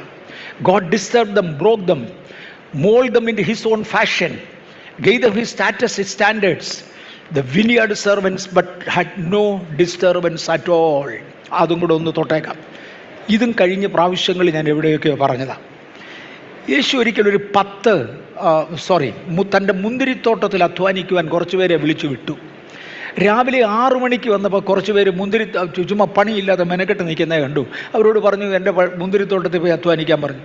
7 മണിക്കും 8 മണിക്കും 9 മണിക്ക്, ഞാൻ ഇന്ത്യൻ കണക്കാണ് പറയുന്നത്, അവിടെ 1-ാം മണി നേരം 2-ാം മണി നേരം നേരം വെളുത്തിട്ട് 1 മണിക്കൂറായതിനെയാണ് 1-ാം മണി എന്ന് വേദപുസ്തകത്തിൽ വിളിക്കുന്നത്. എന്ന് പറഞ്ഞാൽ രാവിലെ 6 മണി 7 മണി 8 മണിക്കൊക്കെ ആളുകളെ കണ്ടവരോടെല്ലാം പറഞ്ഞു, നിങ്ങൾ പോയി എൻ്റെ മുന്തിരിത്തോട്ടത്തിൽ അധ്വാനിക്കാൻ പറഞ്ഞു. ഇവർക്ക് സ്നാനവും വേണ്ട, അവർക്ക് രക്ഷിക്കപ്പെടുകയും വേണ്ട, ഇവർക്ക് ഇതൊന്നും വേണ്ട, അവർക്ക് നേരിട്ട് പോയി പ്രവർത്തിക്കാം. പക്ഷെ പത്രോസിനോട് ഈ പണി പറഞ്ഞാൽ നടക്കുമോ? നടക്കില്ല. പൗലോസിനോട് ഈ പണി പറഞ്ഞാൽ നടക്കുമോ? ഇല്ല. മോനെ, ഒരു അധ്വാനത്തിൻ്റെയും കാര്യമില്ലാതെ, ഒരു പ്രിപ്പറേഷനും ഇല്ലാതെ, എനിക്ക് ഇന്നത് ആവശ്യം, അതുകൊണ്ടാണ് ഞാൻ തൊടുന്നത്. ഒരു പ്രിപ്പറേഷനും ഇല്ലാതെ എല്ലാവരെയും വിളിച്ച് വേലയ്ക്കാക്കത്തില്ല. ആക്കും മോനെ, അത് കൂലിപ്പണിക്കാണ്. മറക്കല്ല്, 1 രൂപയുടെ കൂലിപ്പണിക്കാണ് ഒരു പ്രിപ്പറേഷനും ഇല്ലാതെ ആളുകളെ വിളിച്ചാക്കുന്നത്. ഒരു അപ്പസ്തോലിക് ചുമതല ഏറ്റെടുക്കുവാൻ, ദൈവിക അധികാരം കൈകാര്യം ചെയ്യുവാൻ പ്രോപ്പർ ഷേപ്പിംഗ് ആവശ്യമാണ്. ഇന്ന് പകൽ ഷേപ്പ് ചെയ്യപ്പെട്ട പുത്തൻ പാത്രങ്ങൾക്കായി, പുതിയ തുരുത്തികൾക്കായി കർത്താവിനെ സ്തുതിക്കുന്നു. ഒരു പുതിയ വീഞ്ഞിൻ്റെ പകർച്ച ഇന്ന് പകൽക്കാലം നടക്കട്ടെ. വിനിയാർഡ് സെർവൻസ് 1 രൂപയുടെ കൂലിപ്പണിക്കാരാ. അവർക്ക് യാതൊരു ക്രമീകരണത്തിൻ്റെയും ആവശ്യമില്ല. Come as you are. നിങ്ങൾ ആസിറ്റീസ് പണിയില്ലാതെ അലഞ്ഞു നടക്കുക, പോരെ എൻ്റെ വേലയ്ക്ക് കൂടിക്കോ. നോ, ഇന്ന് പകൽക്കാലം വലിയ വേലകൾക്ക് വേണ്ടി കർത്താവ് കാഴ്ചപ്പാട് ഏൽപ്പിച്ചവർക്കായി ദൈവത്തെ സ്തുതിക്കുന്നു. ഉയരങ്ങളിലേക്ക് ഉയർത്തുന്നവനായി gave them the law to Moses. മോശയുടെ കാലം വരെ കൊണ്ടുവന്നത് ഞാൻ പറഞ്ഞു, അവിടം വരെ കൊണ്ട് ജനറേഷൻസിനെ രൂപീകരിച്ചു. എന്നിട്ട് മോശയോട് പറഞ്ഞു, എൻ്റെ പ്രമാണം നിനക്ക് തരാൻ പോയ. ഞാൻ അതിനകത്തൊരു കൊച്ചു കാര്യം കൂടെ ഒന്ന് ഓർപ്പിക്കാൻ ആഗ്രഹിക്കുന്നു. The complete law was given to Moses. മോശയുടെ കയ്യിൽ മുഴുവൻ പ്രമാണങ്ങളും ദൈവം കൊടുത്തു. ഓൺ ആൻ അപ്പോയിൻറ്റഡ് ഡേ, അതിനുവേണ്ടി തീരുമാനിച്ചിരുന്ന ഒരു ദിവസം. എപ്പോൾ പ്രാർത്ഥിച്ചാലും ഒരു അഭിഷേകത്തിൻ്റെ വ്യാപാരം ഉണ്ടാകത്തില്ലേ? ഉണ്ടാവും. പിന്നെ എന്തിനാണ് നമ്മളൊരു ദിവസം പ്രത്യേകിച്ച് വേർതിരിച്ചത്? അത് ഇപ്രാവശ്യത്തേത് ഭയങ്കരമാണ്. 40 ദിവസം ഉപവസിച്ചേച്ച് ഈ 40 ദിവസം ഇവിടെ നടന്ന ശുശ്രൂഷകൾ ഞങ്ങൾ വന്നിട്ട് 41 വർഷം കഴിഞ്ഞു. ഞാനും ചിന്നമ്മയും സുനിൽ പാസ്റ്ററും ഒക്കെ ഞങ്ങളുടെ ഒരു ഫാമിലി ഇവിടെ വന്നിട്ട് 41 വർഷം കഴിഞ്ഞു. ഈ 41 വർഷത്തിനോടകം ഈ പ്രാവശ്യം നടന്നതുപോലെ ഒരു ആത്മീയ ശുശ്രൂഷൻ കണ്ടിട്ടില്ല. കഴിഞ്ഞ വർഷവും ഞാൻ ഇത് തന്നെ പറഞ്ഞത്, അത് അന്നത്തെ കാര്യമാണ്. അത് ഒന്നിനൊന്ന് ബെറ്ററായി ഓരോ പ്രാവശ്യവും വരിക. ഇപ്രാവശ്യം നടന്ന ശക്തിയേറിയ ശുശ്രൂഷകൾക്കായി സ്തോത്രം. ഇതിൻ്റെ ഒടുവിലത്തെ ദിവസം ദൈവസഭയ്ക്ക് വേണ്ടി ചിലത് കൈമാറുവാൻ കർത്താവിന് തിരിഹിതമായി. ഞാൻ ഒരു ഭാഗം ഒന്നുകൂടെ എടുക്കാൻ പോവാം. ഒരു പ്രത്യേക സാഹചര്യത്തിൽ മോശയോട് കമ്പയർ ചെയ്ത് ഞാൻ എന്നെ തന്നെ ദൈവസ്ഥലത്തിൽ വെച്ച് പറഞ്ഞു, കർത്താവ് മോശയൊക്കെ അങ്ങ് അയച്ചു, വലിയ കാര്യമൊക്കെ നടന്നു, ഞങ്ങളൊക്കെ ചുമ്മാ അടക്കുകയാണല്ലോ, എന്തെങ്കിലുമൊക്കെ തരണേ എന്നൊക്കെ ഞാൻ പ്രാർത്ഥിച്ചപ്പോഴേ പരിശുദ്ധാത്മാവ് എന്നോടൊരു വാചകം പറഞ്ഞു. ഇവിടെ മോശ 40 രാപകലുകൾ ഉപവസിച്ച പാർട്ടിയാണ്. മോശ 40 ആദ്യമേ ഒരു 40 ദിവസം ഉപവസിച്ചു. അത് കഴിഞ്ഞ് പർവ്വതത്തിൽ നിന്ന് ഇറങ്ങി ആ കൽപ്പലക പൊട്ടിച്ചതോടെ തമ്പുരാൻ പറഞ്ഞു, അടുത്ത 40 ഇരുന്നോളാൻ പറഞ്ഞു. നീ വാങ്ങിച്ചതൊക്കെ തീർന്നു, അടുത്ത 40 ഇരുന്നോളാൻ പറഞ്ഞു. അങ്ങനെ 40 അധികം 40 സമയം 80 ദിവസത്തെ ഉപവാസം കഴിഞ്ഞ് മോശയുടെ എന്തെങ്കിലും കൊടുത്തത്. ഒരാഴ്ചയെങ്കിലും ഞാനിത് ചിന്തിച്ച് ഞാൻ പറഞ്ഞു, കർത്താവേ ഞാനും ഉപവസിക്കാം. പക്ഷെ ഞാൻ ഉപവസിക്കുന്നത് മോശയെപ്പോലെ എനിക്ക് ഒക്കുകയില്ല. മോശയെപ്പോലെ ഉപവസിക്കുന്നവരാരും ഇന്ന് ഭൂമിയിലുള്ളതായിട്ട് എനിക്കറിയില്ല. അങ്ങേര് തിന്നില്ല, അങ്ങേര് കുടിച്ചില്ല, അങ്ങേര് ഉറങ്ങിയില്ല. മോശയുടെ ഉപവാസത്തിൽ ഉറങ്ങിയിട്ടില്ല. അതെന്നെ കൊണ്ട് ഒക്കുകയില്ല. എനിക്ക് തോന്നി അങ്ങനെ ഒക്കുന്ന ഒരാളിനെ ഇന്ന് ഭൂമിയിലുള്ളതായിട്ട് എനിക്കറിയില്ല. അത് അദ്ദേഹത്തിന് പകർന്ന ഒരു പ്രത്യേക ഗിഫ്റ്റാണ്. അദ്ദേഹം ഉറങ്ങിയിട്ടുമില്ല, ദൈവസാന്നിധ്യത്തിലായിരുന്നു. 80 രാപകലുകൾ എന്നെ കൊണ്ടൊക്കുന്നത് ദാനിയേൽ ഫാസ്റ്റിങ്ങാണ്. അല്പം സ്വാദ് കുറഞ്ഞ വെജിറ്റേറിയൻ ആഹാരം അത്യാവശ്യത്തിന് കഴിക്കുക, അതായിരുന്നു ആ ദാനിയേൽ ഫാസ്റ്റിംഗ്. എന്നെ കൊണ്ട് അതേ ഒക്കുകയുള്ളൂ. പെട്ടെന്ന് എൻ്റെ മനസ്സിൽ ഇങ്ങനെ ഒരു ചിന്തയുണ്ടായി. അത് അന്ന് ചിന്തിച്ചു, പിന്നെ അങ്ങ് പോവുകയും ചെയ്തു. ഞാനിങ്ങനെ ആലോചിച്ചു, ചർച്ചിൻ്റെ ഉപവാസ പ്രാർത്ഥന എന്നാണ് തുടങ്ങുന്നത്?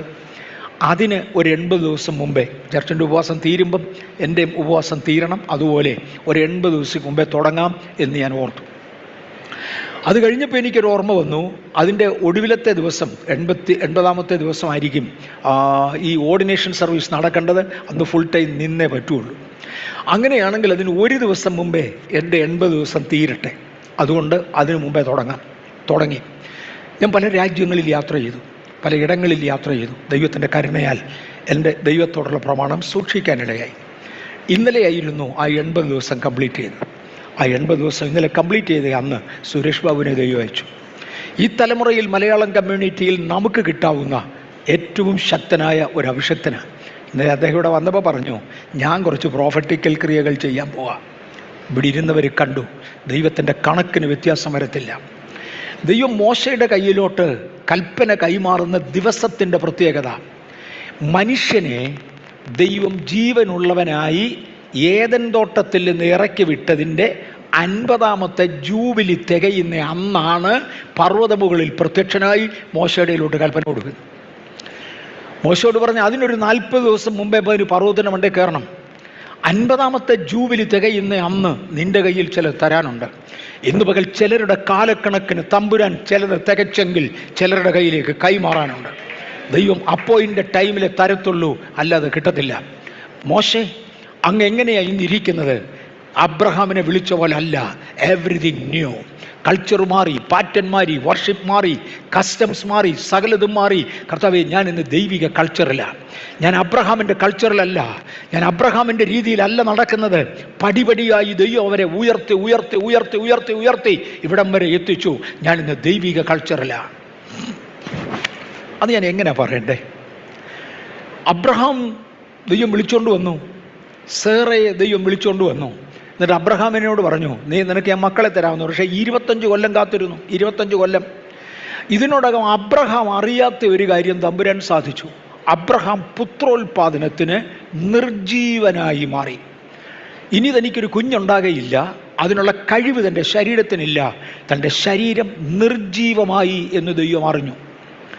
സാറയും അതുപോലെ തന്നെ പുത്രോൽപാദനത്തിന് കഴിവില്ല, നിർജീവയായി ചത്തു. ജാതിയിൽ നിന്ന് വന്ന അബ്രഹാമിനെയും ജാതിയിൽ നിന്ന് വന്ന സാറയെയും ദൈവം ചാകുന്നതുവരെ കുത്തിയിരുന്നു. രണ്ടുപേരും ചത്തു കഴിഞ്ഞപ്പോൾ, പുത്രോൽപാദനത്തിന് നിർജീവരായി കഴിഞ്ഞപ്പോൾ, ഒരു ദിവസം യഹോവയായ ദൈവം ഇറങ്ങി വന്നേച്ചു പറഞ്ഞു, ഞാൻ നിങ്ങളെ പുനർജീവിപ്പിക്കുക. അത് ഒരാത്മവിവശതയിലൂടെയായിരുന്നു. ഒരിടത്തൂടെ അബ്രഹാം ദൈവസന്നിധിയിൽ കവിണു വീണു, ടർഡേമ. വേറിടത്തൂടെ സാറ മറിഞ്ഞു വീണു, ടർഡേമ. രണ്ടുപേരുടെയും നഷ്ടപ്പെട്ട ശരീരം ദൈവം തിരിച്ചു കൊടുത്തു. വേറൊരു ഭാഷയിൽ പുതിയ ഓരോ ശരീരം ദൈവം രണ്ടുപേർക്കും കൊടുത്തു. അതിൽ നിന്നൊരു ഇസഹാക്കിനെ പുറത്തെടുത്തു. എന്നിട്ട് പറഞ്ഞു, ഇസഹാക്കിൻ്റെ മേൽ ജാതിക്ക് അവകാശം വരണം. ഒന്നുമില്ല, ഈ ശരീരം ജാതിയുടേതല്ല, ഈ ശരീരം ദൈവത്തിൻ്റെതാണ്. ഇസഹാക്കിന് കിട്ടിയ ഭാര്യയും ജാതിയിൽ നിന്ന് വന്നതാ, ജാതിയിൽ നിന്ന് വന്നതാ. തമ്പുരാൻ പറഞ്ഞു, നീയും അവിടെ നില്ല്, നീയും അവിടെ നില്ല്. നിന്നിൽ നിന്നൊരു കുഞ്ഞുണ്ടായാൽ എനിക്ക് അനുഗ്രഹിക്കാൻ പറ്റുകയില്ല. ഇങ്ങനെ മാറ്റി മാറ്റി മാറ്റി മാറ്റി മാറ്റി ഒടുവിൽ ലേവി ഗോത്രത്തെ കർത്താവ് തിരഞ്ഞെടുത്തു. ലേവി ഗോത്രത്തെ തിരഞ്ഞെടുത്ത് വെച്ച് പറഞ്ഞു, ലേവിയിൽ നിന്ന് ജനിക്കുന്ന ആൺകുഞ്ഞുങ്ങൾ ലേവി ഗോത്രത്തിലെ പെൺകുട്ടികളെ തന്നെ കല്യാണം കഴിക്കണം. അതിൻ്റെ വെളിയിൽ പോകാൻ പറ്റത്തില്ല, ആ ഗോത്രത്തിൻ്റെ അകത്ത് നിൽക്കണം. അങ്ങനെ ഒരു ദിവസം ഒരു ലേവി പുരുഷനോട് പരിശുദ്ധാത്മാവ് ഇടപെട്ടു, നീ ഒരു ലേവി കന്യകയെ വിവാഹം കഴിക്കുക, നിങ്ങൾക്കൊരു മോനുണ്ടാകട്ടെ. അതാ മോശ. Completely transformed, completely transformed. കൊണ്ടുവന്ന് വെച്ച് മോശയോട് പറഞ്ഞു, മോശേ, മോശേ, നിൻ്റെ കൾച്ചർ വേറെ, നിൻ്റെ സിസ്റ്റം വേറെ, നിൻ്റെ ബ്ലഡ് വേറെ. നീ കയറി പർവ്വതത്തിൽ, ഇനി നിൻ്റെ അന്തരീക്ഷം ഒന്ന് മാറണം, നിനക്ക് ഞാൻ ചിലത് തരാൻ പോവാം. ആ മോശയുടെ കയ്യിൽ ദൈവം ന്യായപ്രമാണം സിയോൻ മലയുടെ മുകളിൽ വെച്ചേൽപ്പിച്ചു. സീനായി പർവ്വതത്തിൻ്റെ മുകളിൽ വെച്ച് ആ പ്രമാണം ദൈവം ഏൽപ്പിച്ചു. ദൈവത്തിന് എന്തെങ്കിലും ഏൽപ്പിക്കണമെങ്കിൽ അതിനുവേണ്ടി ദൈവം നിയമിക്കുന്ന ഒരു അന്തരീക്ഷം വേണം. മോശ താഴ്വരയിൽ വെച്ചത് തന്നുകൂടെ? പറ്റത്തില്ല. എന്തുകൊണ്ട്? ഞാൻ ചില സ്ഥലങ്ങൾ തിരഞ്ഞെടുക്കും, അവിടം വരെ നീ കിളന്നേ മതിയാകും. കർത്താവെ, ഉപവസിക്കുന്നതിന് മുമ്പേ തന്നുകൂടെ? ഞാൻ പോയി ഉപവസിച്ചോളാം. തരത്തില്ല. നിനക്കിത് ചില ലെവലിൽ നീ എത്തണം. ഏലിയാവിനെ ഒരിക്കൽ വിളിച്ചേച്ചു പറഞ്ഞു, എനിക്ക് നിന്നെ അഭിഷേകം ചെയ്യാനുണ്ട്. എന്നാൽ പിന്നെ ഇവിടെ വെച്ച് അരുതോ, ചൂരച്ചിരയുടെ കീഴിൽ? പറ്റത്തില്ല. നീ ഇവിടുന്ന് ഒരു 40 രാവും 40 പകലും നടക്കണം. തേണ്ട ഹോരേബിൽ കയറ്. അവിടെ വെച്ച് മാത്രമേ നിന്നെ അഭിഷേകം ചെയ്യാനൊക്കത്തുള്ളൂ. അത് കഴിഞ്ഞ് മാത്രമേ നിന്നെ അയക്കാനൊക്കത്തുള്ളൂ. ഈ ദിവസങ്ങളിൽ ചിലതിനെ അഭിഷേകം ചെയ്ത് ഇവിടം വരെ, അഭിഷേകം ചെയ്യേണ്ടതിന് ഇവിടം വരെ എത്തിച്ച ദൈവകൃപയ്ക്കായി ഞാൻ കർത്താവിനെ സ്തുതിക്കുന്നു. സീനായി പർവ്വതത്തിന് മുകളിൽ തരാം. അവിടെ വെച്ച് Moses the anointed one receive the law. ദൈവത്തിൻ്റെ പ്രമാണം അവിടെ വെച്ച് പ്രാപിച്ചു. ദ ഫയറി ലോ, അഗ്നിമയമായ ഒരു പ്രമാണം.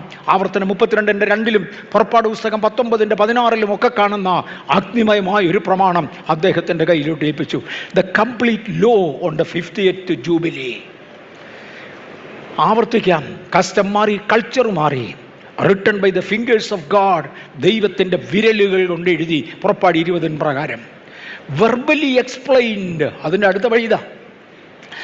എഴുതി മാത്രം കൊടുക്കുക അല്ലായിരുന്നു മോശയുടെ കയ്യിൽ. വെർബലി എക്സ്പ്ലെയിൻ ചെയ്തു. Verbally explained. ഓരോന്നിൻ്റെ അർത്ഥവ്യാഖ്യാനം, വ്യാപ്തി എന്താണെന്നുള്ളത് പറഞ്ഞു കൊടുത്തു. It was verbally explained according to Exodus 20-31. 20 മുതൽ 31 വരെയുള്ള അധ്യായങ്ങൾ വായിച്ചാൽ ഓരോ കൽപ്പനകൾ എങ്ങനെയാണെന്ന് വിശദീകരിച്ചു കൊടുത്തു.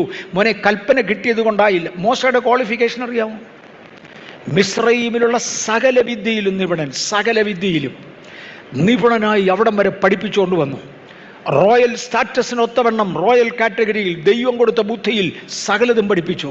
എന്നിട്ട് പറഞ്ഞു, എങ്കിലും നിനക്ക് വിശദീകരണം വേണം. വിശദീകരിച്ചു കൊടുത്തു. അതിനുശേഷം ഗലാത്യലേഖനം 3:19 പറയുന്നതുപോലെ, ഗലാത്യലേഖനം 3:19 പറയുന്നത് പോലെ ദൂതന്മാരെ അയച്ച് ഓരോന്ന് ഡെമോൺസ്ട്രേറ്റ് ചെയ്യിച്ചു. മോശേ, നീ പണിയാൻ പോകുന്നത് സാക്ഷാൽ വരുവാൻ പോകുന്ന പുതിയ നിയമദേവാലയത്തിൻ്റെ മോഡലാ. ആ പുതിയ നിയമദേവാലയത്തിൻ്റെ, സഭയം ദേവാലയത്തിൻ്റെ മോഡൽ പണിയണമെങ്കിൽ എഴുതി കാണിച്ചത് കൊണ്ടായില്ല മോനെ, വിശദീകരിച്ചു തന്നത് കൊണ്ടായില്ല, ചെയ്ത് കാണിച്ചു തരാം. പ്രായോഗികമായി ഇങ്ങനെയാ ചെയ്യേണ്ടത്. എനിക്ക് ക്യാൻസർ സർജറി വേണ്ടി വന്നപ്പോഴേ ബോംബെയിൽ നിന്നൊരു ഡോക്ടർ ബാംഗ്ലൂരിൽ വന്ന് സർജറി ചെയ്യാം, ഇവിടെ ഒരു എന്തുവാ അതിനുള്ള ക്രമീകരണം ഒരു ഹോസ്പിറ്റലിൽ ചെയ്താൽ മതി എന്ന് പറഞ്ഞു. നമ്മുടെ ബാപ്റ്റിസ്റ്റ് മിഷൻ ഹോസ്പിറ്റൽ അതിന് അനുവാദം തന്നു. ബാപ്റ്റിസ്റ്റ് മിഷൻ്റെ ഹോസ്പിറ്റലിൽ വെച്ചാണ് എൻ്റെ സർജറി നടന്നത്. അതിനുശേഷം അന്നത്തെ ഡയറക്ടറുമായിട്ട് ഞങ്ങൾ സംസാരിക്കുമ്പോൾ അദ്ദേഹം എന്നെ അനുവദിച്ച്, എനിക്ക് വെളിയിൽ നിന്ന് വന്നൊരു ഡോക്ടർ ഇവിടെ വന്നൊരു സർജറി നടത്താൻ അദ്ദേഹം അനുവാദം തന്നതുകൊണ്ട്, അല്ലെങ്കിൽ ഹോസ്പിറ്റൽ അനുവാദം തന്നതുകൊണ്ട് ഒരു വാക്ക് നന്ദി പറയാനൊക്കെ അവിടെ ചെന്നപ്പോൾ അന്നത്തെ ഡയറക്ടർ പറഞ്ഞ വാചകമുണ്ട്, ഈ വന്ന ഡോക്ടറുണ്ടല്ലോ, അദ്ദേഹത്തെ ഞങ്ങൾക്ക് കണ്ട് എന്തെങ്കിലും സംശയം ചോദിക്കണമെങ്കിൽ വല്ല സെമിനാർ നടക്കുന്നിടത്ത് പോയി അദ്ദേഹം അകലെ ഇരിക്കുന്നത് കണ്ടുകൊണ്ട് അവിടെ നിന്ന് സംശയം ചോദിച്ചു വരാനേ ഞങ്ങൾക്ക് ഒക്കത്തുള്ളൂ. ഇപ്പോഴ് അങ്ങേര് ഇവിടെ വന്ന് ഞങ്ങളുടെ സർജൻസിൻ്റെ കൂടെ നിന്ന് പ്രാക്ടിക്കലി സർജറി ചെയ്തതുകൊണ്ട് ഞങ്ങളും കണ്ടുപിടിച്ചു, ഞങ്ങൾക്ക് ഇത് ചെയ്യാൻ നമുക്ക് നാളെ. അതുകൊണ്ട് അനുവദിച്ചത് അദ്ദേഹത്തിൻ്റെ വാചകമായിരുന്നു. മോശേ, അങ്ങേക്ക് വിശദീകരിച്ചു തന്നതുകൊണ്ടായില്ല, 7 കൊല്ലത്തെ മെഡിക്കൽ വിദ്യാഭ്യാസം കൊണ്ടായില്ല, വന്ന് ചെയ്ത് കാണിച്ചു തരാം, എൻ്റെ ദൂതനെ വിടാം.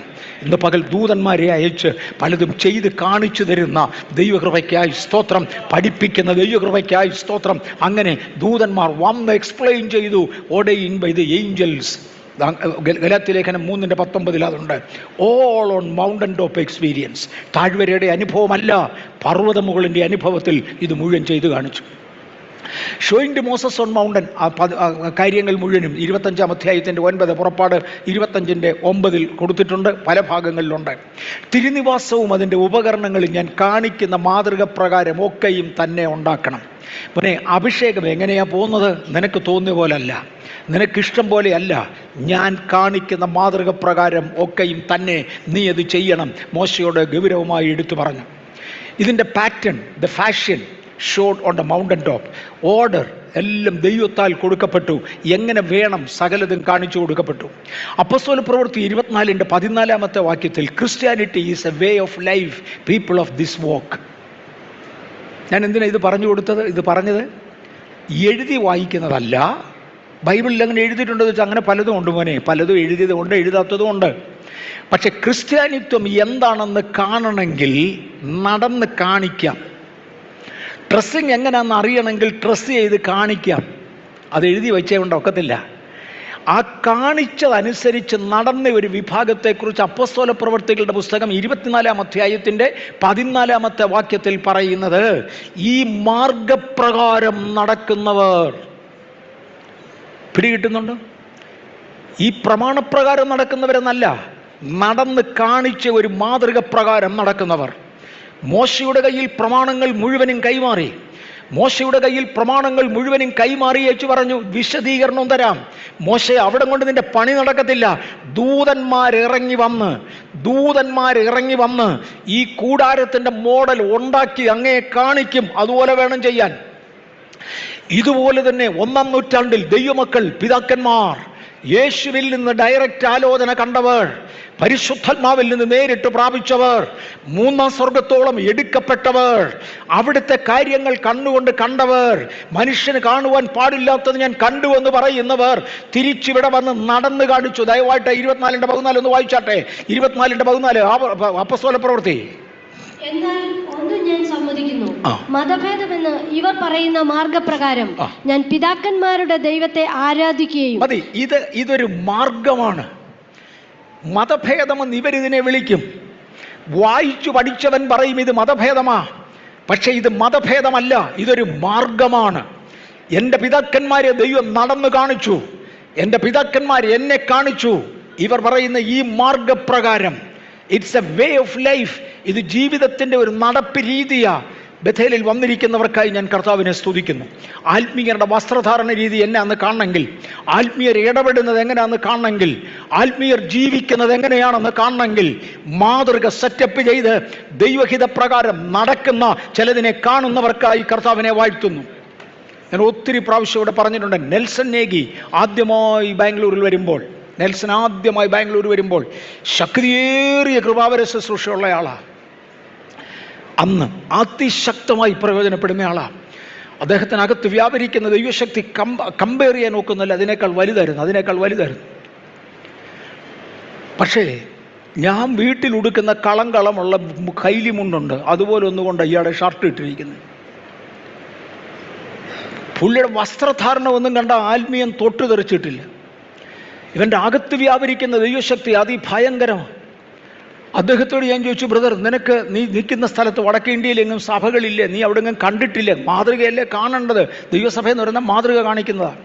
അപ്പോൾ പുള്ളി പറഞ്ഞു, ഞങ്ങളുടെ ഇവിടെ എങ്ങും സഭകളേ ഇല്ല. പറഞ്ഞു, ഏടാ, നീ താമസിക്കുന്ന പട്ടണം എനിക്കറിയാം, അസംബ്ലീസ് ഓഫ് ഗോഡിൻ്റെ സഭയുണ്ട്, സഭയുള്ള സ്ഥലമാണ്. നീ താമസിക്കുന്ന പട്ടണം എനിക്കറിയാം. ഞാൻ പറഞ്ഞു, ഇന്നതാ, ഞാൻ പേര് പറയുന്നില്ല. അത് ദൈവസഭയാണോ? ആ പുള്ളിയുടെ ചോദ്യം, നെൽസൺ നേഗിയുടെ ചോദ്യം, അത് ദൈവസഭയാണോ? ഞാൻ പറഞ്ഞു, പിന്നെ അല്ല പാസ്റ്ററെ, അത് വെറും കുറേ പുസ്തകപ്പുഴുക്കൾ ഒരുമിച്ച് കൂടുന്നതാണ്. അവർക്ക് പുസ്തകം മൊത്തം അറിയാം. അവന്മാർ പുസ്തകപ്പുഴുക്കളാണ്. ഒരു രോഗി സൗഖ്യമാകാറില്ല, ഒരശുദ്ധാത്മാവ് വിട്ടുപോകാറില്ല. ദൈവസഭയിൽ കാണേണ്ട യാതൊന്നും കാണുന്നില്ല, ഒരു പുസ്തകപ്പുഴുക്കളുടെ കൂട്ടമാണ്. ഞാൻ പറഞ്ഞു, നേഗി, രോഗം എനിക്ക് മനസ്സിലായി, നീ ദയവ് ചെയ്ത് ബാംഗ്ലൂർ വാ. നേഗിയെ ബാംഗ്ലൂർ വിളിച്ചുകൊണ്ട് വന്നതിൻ്റെ പിറ്റേ ദിവസം ഇവിടുത്തെ നമ്മുടെ 1-2 മീറ്റിങ്ങുകൾ കൂടി. പിറ്റേ ദിവസം രാവിലെ സുനിൽ പാസ്റ്ററോട് ചോദിച്ചു, ബ്രദറെ, ബാർബർ ഷോപ്പ് എവിടാം, ഈ കൊമ്പം മീശ എടുക്കാൻ? ബാർബർ ഷോപ്പ് എവിടാ? മീശ എടുത്തു. തുണിക്കട എവിടാ? വെള്ള ഷർട്ട് വാങ്ങിക്കാൻ. നേഗി ഇവിടുന്ന് ഒരു പെന്തിക്കോസുകാരനായിട്ടാണ് പോയേ. ദൈവജനം നടക്കുന്ന ഒരു മോഡലുണ്ട്, മനസ്സിലാകുന്നുണ്ടോ? ഇതൊരു മാർഗമാണ്. ഈ മാർഗത്തിൽ നടക്കണമെങ്കിൽ ഒരു മോഡൽ ഉണ്ടെങ്കിലേ പറ്റത്തുള്ളൂ. മോഡൽ സെറ്റ് ചെയ്യുന്നവർക്കായി സ്തോത്രം. അതാ ദൈവസഭ, അതിന് താഴെയുള്ളതല്ല. ഈ മാർഗപ്രകാരം മതഭേദമെന്ന് ഇവർ വിളിക്കുന്ന ഈ മാർഗപ്രകാരം ഞാൻ പിതാക്കന്മാരുടെ ദൈവത്തെ ആരാധിക്കുകയാണ്. അപ്പോസ്തലപ്രവൃത്തികളുടെ പുസ്തകം 7:53 നിങ്ങൾ ദൈവദൂതന്മാരുടെ നിയോഗങ്ങളായി ന്യായപ്രമാണം പ്രാപിച്ചു. ആ വാക്കിൻ്റെ അർത്ഥം എന്നാ? ദൈവദൂതന്മാരുടെ നിയോഗമായി ന്യായപ്രമാണം പ്രാപിച്ചു എന്ന് പറഞ്ഞാൽ ദൂതന്മാർ കാണിച്ചത് ന്യായപ്രമാണം എങ്ങനെയാണ് പ്രാക്ടീസ് ചെയ്യേണ്ടത്. Hope you are getting me. നമ്മളിതിൻ്റെ ഡെപ്തിലോട്ടാണ് ഇറങ്ങുന്നത്. ദൂതന്മാർ മുഖാന്തരം അരുളി ചെയ്ത വചനമെന്ന് എബ്രായർ 2:2 പറയുന്നു. ആ വാദിക്ക് ഞാൻ നേരത്തെ കോട്ട് ചെയ്തുകൊണ്ടിരുന്നത് ദൂതന്മാർ വന്നാണ് മോശയെ കാണിച്ചു കൊടുത്തത് എങ്ങനെയാണ് ഇത് പോകേണ്ടതെന്ന്. ഗലാത്യലേഖനം 3:19 എന്നാൽ ന്യായപ്രമാണം ദൂതന്മാർ മുഖാന്തരം മധ്യസ്ഥൻ്റെ കയ്യിൽ ഏൽപ്പിച്ചതാ. ദൂതന്മാരാണിത് കാണിച്ചു കൊടുത്തത്. പലതും ദർശനങ്ങളിലും വെളിപ്പാടുകളിലും ദൈവദൂതന്മാർ ചെയ്യുന്നത് കാണുവാൻ കൃപ ലഭിച്ചവർക്കായി എൻ്റെ കർത്താവിനെ വാഴ്ത്തുന്നു. ഞാൻ അതിനേക്കാൾ കൂടുതൽ ഗൗരവത്തിൽ അതിനകത്തോട്ട് പോകുന്നില്ല. ഒരുപാട് കാര്യങ്ങൾ സഭ സ്ഥാപിക്കുവാൻ വേണ്ടി ദൈവമാക്കിയവർ. സിലോൺ പെന്തക്കോസ്ത് മിഷൻ്റെ സ്ഥാപകൻ പാസ്റ്റർ ഫ്രെഡി നേരിട്ട് ദൈവത്തെങ്കിൽ നിന്ന് ഒരുപാട് കാര്യങ്ങൾ പ്രാപിച്ചിട്ടുണ്ട്. കാര്യം അന്നത്തെ സാഹചര്യത്തിൽ ഭൂലോകത്തെ കീഴ്മേൽ മറിച്ചുകൊണ്ട് ഒരു പെന്തക്കോസ്റ്റൽ ചർച്ച് ഇന്നുള്ള വലിപ്പത്തിൽ കൊണ്ടുവരുവാൻ സാധാരണ ഒരുത്തിനെ കൊണ്ടൊക്കത്തില്ല. അവനെ സ്വർഗത്തിൽ കൊണ്ടുപോയി തമ്പുരാൻ കാണിച്ചു.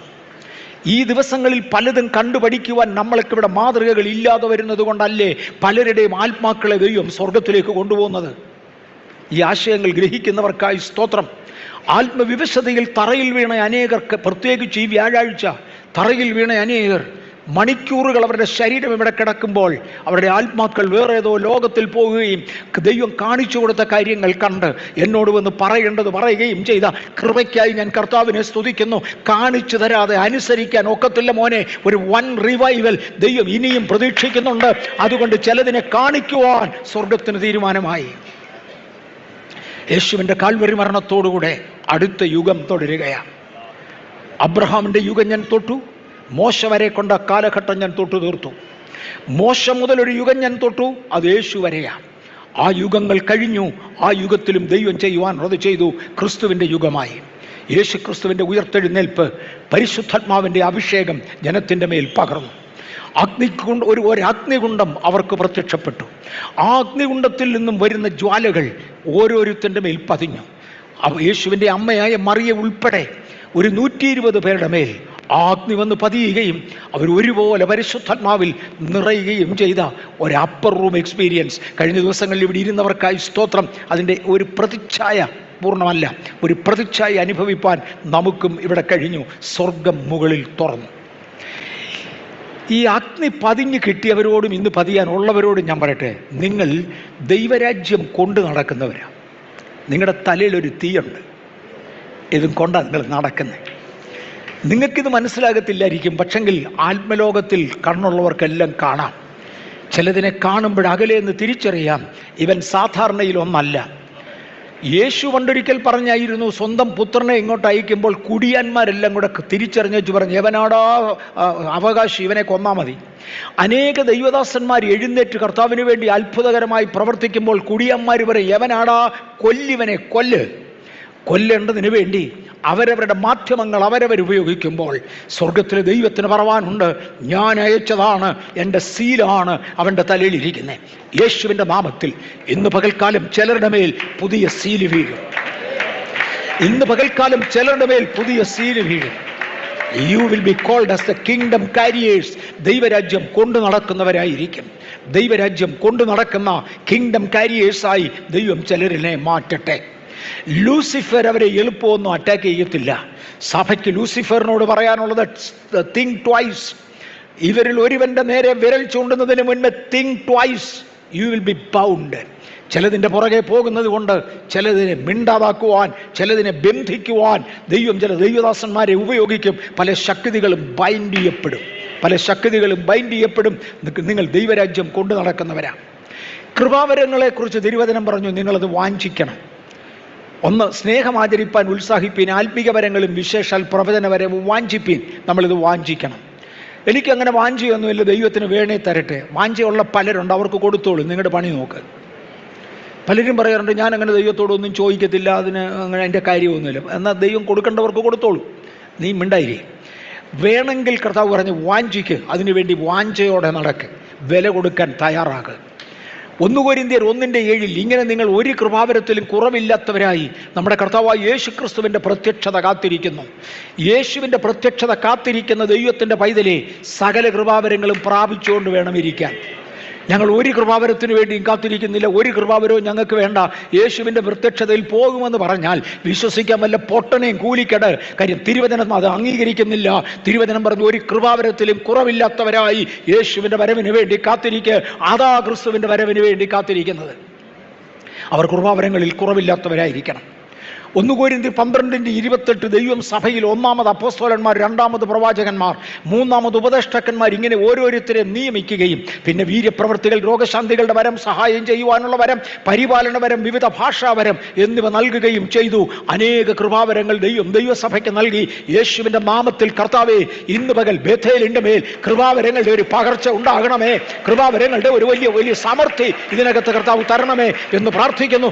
ഓൺലൈനിൽ കാണുന്ന അനേകരുടെ മേൽ ഇന്ന് ഓൺലൈനിൽ ഇത് പകരട്ടെ. മുമ്പേ ഞാൻ നെൽസൺ നേഗിയുടെ കാര്യം പറഞ്ഞല്ലോ. നെൽസണോട് ഞാൻ, ഒരു സഭ നിനക്ക് വളരാനില്ലെങ്കിൽ എങ്ങനെ വളർന്നടാന്ന് ചോദിച്ചപ്പോൾ അദ്ദേഹം പറഞ്ഞ വാചകം ഇതാ, ഞാൻ ആഫ്രിക്കയിലാണ് ജനിച്ചു വളർന്നത്. അവിടെ ടെലിവിഷനിലൂടെ മാത്രമേ ഞാൻ പവറുള്ള മെസ്സേജ് കേട്ടിട്ടുള്ളൂ, അല്ലാതെ പ്രസംഗിക്കാൻ ആരും അവിടെ ഇല്ലായിരുന്നു അന്ന് ആ രാജ്യത്ത്. ഞാൻ ടെലിവിഷനിലൂടെ കേട്ടത്. ടെലിവിഷനിലൂടെയാണ് ഞാൻ ഉപദേശം പഠിച്ചത്. ടെലിവിഷൻ്റെ മുമ്പിലിരുന്ന് ഞാൻ പരിശുദ്ധാത്മാഭിഷേകം പ്രാപിച്ചത്. ടെലിവിഷൻ്റെ മുമ്പിലിരുന്നാണ് ഞാൻ ഭൂതശാന്തി പ്രാപിച്ചത്. ടെലിവിഷൻ്റെ മുമ്പിലിരുന്ന് പലതും പ്രാപിച്ചത്. അങ്ങനെ പലതും പ്രാപിച്ചവരുണ്ട്. ദൈവം സഭയിൽ 1ാമത് അപ്പോസ്തലന്മാരെ അയച്ചു, 2ാമത് പ്രവാചകന്മാരെ അയച്ചു, 3ാമത് ഉപദേഷ്ടാക്കന്മാരെ അയച്ചു. ഇങ്ങനെ ഓരോരുത്തരെ നിയമിക്കുകയും പിന്നെ വീര്യപ്രവർത്തികൾ, രോഗശാന്തികളുടെ വരം, സഹായം ചെയ്യുവാനുള്ള വരം, പരിപാലന വരം, വിവിധ ഭാഷാവരം എന്നിവ നൽകുകയും ചെയ്തു. ഇന്ന് പകൽ ഇതിനകത്തിരിക്കുന്നവർ ചിലർക്ക് പ്രാപിക്കാം, വേറെ ചിലർക്ക് ഓൺലൈനിൽ ഏറ്റെടുക്കാൻ കഴിയും. എനിക്കിത് വേണം കർത്താവേ എന്ന് പറയുന്ന ചിലരുണ്ടെങ്കിൽ ഓൺലൈനിൽ നിങ്ങളുടെ കയ്യിൽ തരുവാൻ കഴിയും. ഞാൻ ഒരിക്കൽ ഹിസ് എക്സലൻസി എബിറ്റൈറ്റസ് ഇവിടെ വന്നിട്ടുണ്ട്, പ്രസംഗിച്ചിട്ടുണ്ട്. എനിക്ക് അദ്ദേഹത്തെ കൊച്ചു പയ്യനായിരുന്ന കാലം മുതൽ അറിയാം. ഒരു അംബാസഡറായി ഏതോ ഒരു രാജാവിന് വേണ്ടി പ്രവർത്തിച്ചുകൊണ്ടിരിക്കുമ്പോഴാണ് ഇവിടെ വന്നത് ഹിസ് എക്സലൻസി എബിറ്റൈറ്റസ്. അദ്ദേഹം ഒരിക്കൽ എന്നോട് ഇങ്ങനെ പറഞ്ഞു, ആഫ്രിക്കയിലുണ്ടായിരുന്ന ഒരു രാജ്യത്ത് സാമ്പത്തികമായി ഒട്ടും മുന്നോട്ട് വരുവാൻ കഴിയാത്ത ഒരാളിന് വലിയൊരു ആത്മാഭിഷേകത്തിന് വേണ്ടി താല്പര്യമുണ്ട്. അദ്ദേഹം ഒത്തിരി കേട്ടു, ഏതാണ്ട് ഒരു രാജ്യത്ത്, ആഫ്രിക്കയിലല്ല വേറെങ്ങാണ്ട് ഒരു രാജ്യത്ത് ഒരു വലിയ ശുശ്രൂഷകൻ വന്ന് ഇതുപോലൊരു വലിയ മീറ്റിംഗ് നടത്തുകയാണ്. അവിടെ പോയി കഴിഞ്ഞാൽ ഭയങ്കര അഭിഷേകമാണ്, അഭിഷേകം പ്രാപിക്കാൻ നോക്കും. ഇയാൾ ആകെ ഇരുന്ന് കരഞ്ഞ്, എനിക്കൊരു ബസ് ടിക്കറ്റ് എടുത്ത് പോകാനൊക്കത്തില്ല, ഞാൻ എന്തു വേണം? എബിറ്റൈറ്റസ് പറഞ്ഞ വാചകമാണ്. ഒരശരീരി തൻ്റെ ബെഡിൽ കേട്ടു, നിൻ്റെ റൂം അടച്ചിട്ട് അതിനകത്തിരുന്നു. അവർ 7 ദിവസത്തെ കോൺഫറൻസാണ് നടക്കുന്നത്. ആ 7 ദിവസം നീ റൂമിൽ നിന്ന് പുറത്തു പോകല്ലേ. കുടിക്കാനുള്ള വെള്ളം റൂമിനകത്ത് വേണം. ടോയ്ലറ്റ് ഫെസിലിറ്റി റൂമിനോട് അറ്റാച്ച് ചെയ്തിട്ടുണ്ട്. അവൻ ആ റൂമിനകത്ത് മാത്രം 7 പകലും രാത്രിയും ഇരുന്നു. കംപ്ലീറ്റ്ലി ക്ലോസ് ചെയ്തു. 7ാമത്തെ ദിവസം ആ കൃപാവരങ്ങളുമായി പുറത്തു വന്നു. ഒറ്റയ്ക്കിരുന്നാലും കർത്താവ് പകരും. ഇതുപോലൊരു വീഡിയോയുടെ സർവീസ് സഹായമുണ്ടെങ്കിൽ, ഇൻ്റർനെറ്റിൻ്റെ സഹായമുണ്ടെങ്കിൽ എത്രയധികം ദൈവത്തിൽ നിന്ന് പ്രാപിപ്പാൻ കഴിയും. കൃപാവരങ്ങൾ പലതരമാണ്. ആത്മ വളർച്ചയും സഭാ വളർച്ചയും എല്ലാം കൃപാവരങ്ങൾ കൊണ്ടാണ്. 1 കൊരിന്ത്യർ 14:12 ഔവണ്ണം നിങ്ങളും ആത്മവരങ്ങളെക്കുറിച്ച് വാഞ്ചയുള്ളവരാകയാൽ സഭയുടെ ആത്മീക വർധനയ്ക്കായി സഫലന്മാരാകുവാൻ ശ്രമിപ്പീൻ. എന്തിനാ കൃപാവരം? സഭയ്ക്ക് സഫലന്മാരാകാനാണ്. നമ്മുടെ ചർച്ചിനകത്ത് ആരംഭകാലങ്ങളിൽ, ഇന്നലെ ഒരു പ്രത്യേക സാഹചര്യത്തിൽ സുനിൽ പാസ്റ്റർ അത് സുരേഷ് ബാബുവിനെ ഓർമ്മിപ്പിച്ചു. ആരംഭ കാലഘട്ടങ്ങളിൽ ആദ്യത്തെ ആത്മവ്യാപാരം വ്യാപരിക്കുമ്പോൾ ഇപ്പോഴും ഓർക്കുന്നുണ്ട്, 1ാമത്തെ ആൾ ആത്മവിവശതയിൽ വീണു. 1ാമത്തെ ആൾ, എനിക്ക് തോന്നുന്നത് സൗത്ത് ഇന്ത്യയുടെ ഹിസ്റ്ററിയിലാണ്, നമ്മുടെ ചർച്ചിലാണ് സംഭവം. 1ാമത്തെ ആൾ ആത്മവിശുദ്ധിയിൽ വീണു. എഴുന്നേറ്റുടനെ പാസ്റ്റർ ബെഥേൽ പി ജേക്കബ് അവനോടൊരു ചോദ്യം